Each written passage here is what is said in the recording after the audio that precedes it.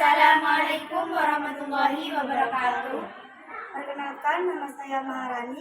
Dan saya Alfiatus Soleha. Dan saya Meratul Inayah. Dan saya Sinta Nuria.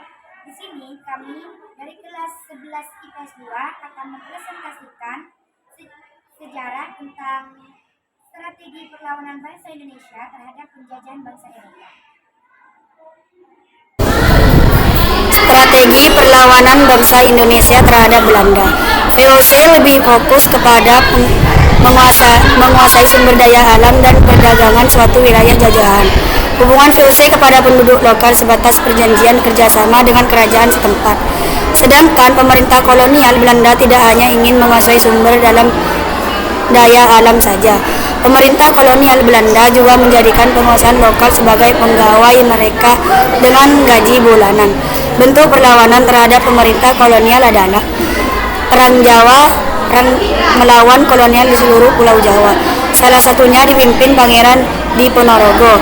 Perang Paderi Sumatera Barat yang dipimpin oleh Datuk Sati. Perang Aceh yang dipimpin oleh Teuku Umar.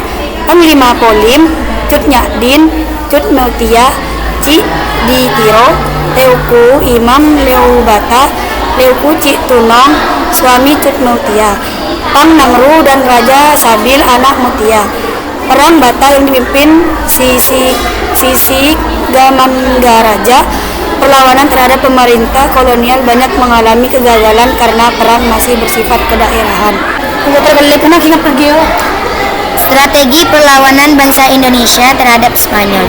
Ternate Portugis melawan Tidore Spanyol Portugis tiba di Maluku pada 1512 dan menjadi bangsa barat yang pertama kali datang di Nusantara.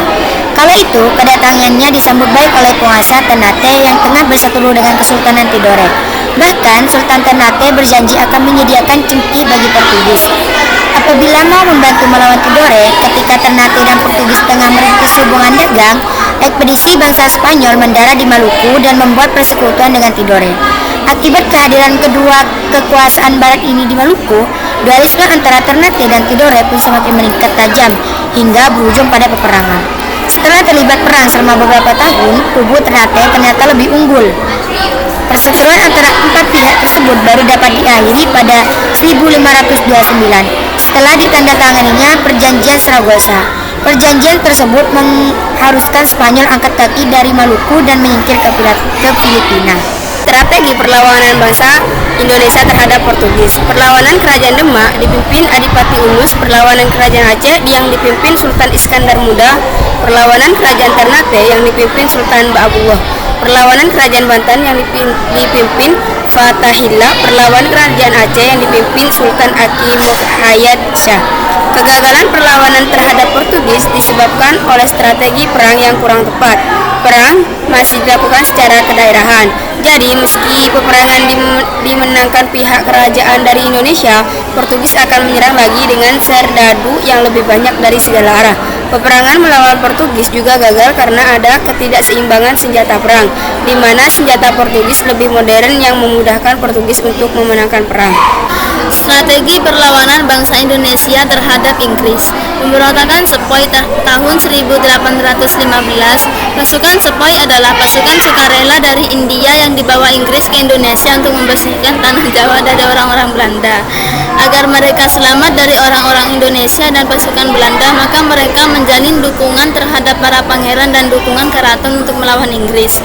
Kaum Sepoy yang dipimpin Daukul Syekh berhasil mendekati para pangeran, khususnya Pakubuwono, dengan harapan anaknya dapat menjadi sultan di Yogyakarta dan Mangkubumi menjadi penguasa Surakarta.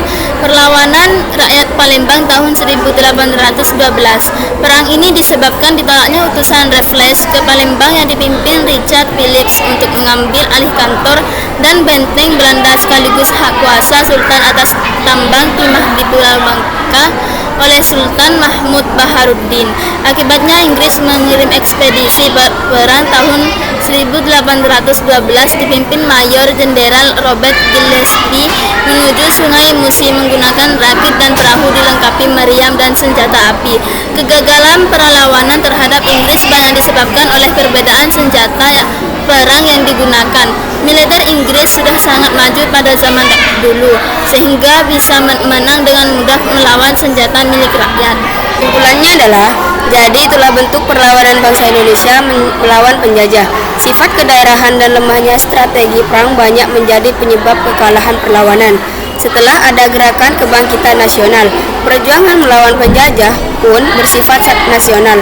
Rasa nasionalisme pun timbul dan rakyat mulai berjuang serentak dalam mengusir penjajah hingga akhirnya merdeka.